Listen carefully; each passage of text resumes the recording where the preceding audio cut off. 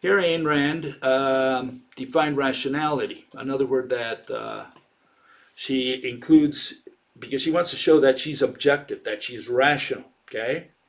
And in order to do that, she had to come down to the word rationality, which is good because she's on the same words that I've been following on my own before I even met Ayn Rand's philosophy, right? Whatever she did, way of thinking.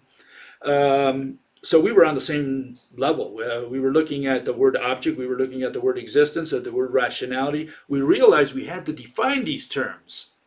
So she was aware of that, and I have to give her credit, you know. And again, I found out about this after I came up with my own philosophy, my own way of thinking. And I figured, hey, she did the same thing, but she did it all wrong because she put the observer in there. She put senses and sensory experience in there.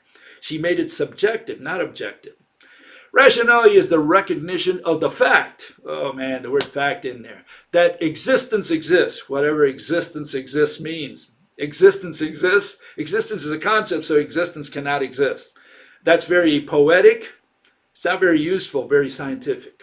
That's objectively what you have in front of your eyes here. Existence exists. That nothing can alter the truth. Truth. Whose truth? And nothing can take precedence over the act of perceiving it. Perception, touch, see, touch, smell, taste, hear.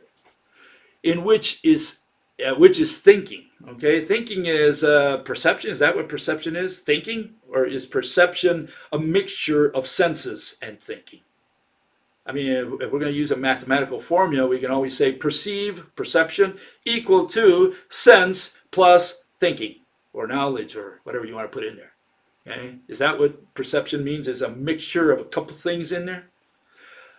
That the mind is one's own judge of values and one's only guide of action. That reason is an absolute that permits no compromise. Okay? That a conscious, that a concession to the irrational invalidates. Invalidates? The word invalidate? We don't validate anything in science. Validate means that you submit it to a vote among the so-called mathematical physicists, and they validated it. Okay? So we don't like the words like invalidate or validate.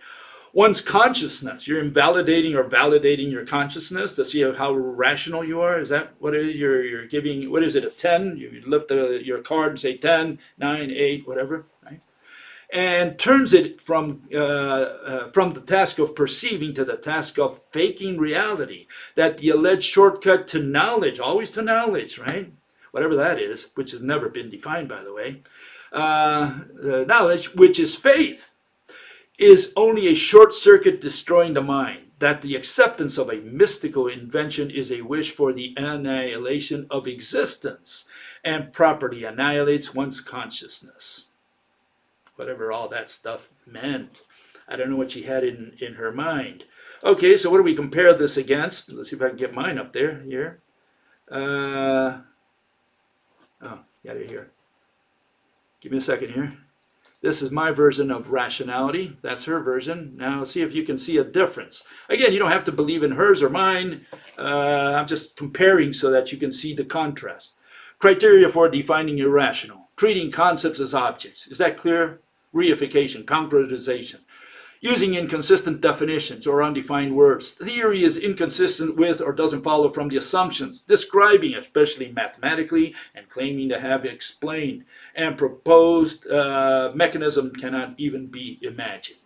Now, is that clear? Is that concise? Compared to her poetry here about perception and existence and consciousness? See, this is what I want to show. I want to show that there's a big contrast between what Ayn Rand proposed in her so-called philosophy and what we're introducing in our paradigm shift that occurred at the turn of the century.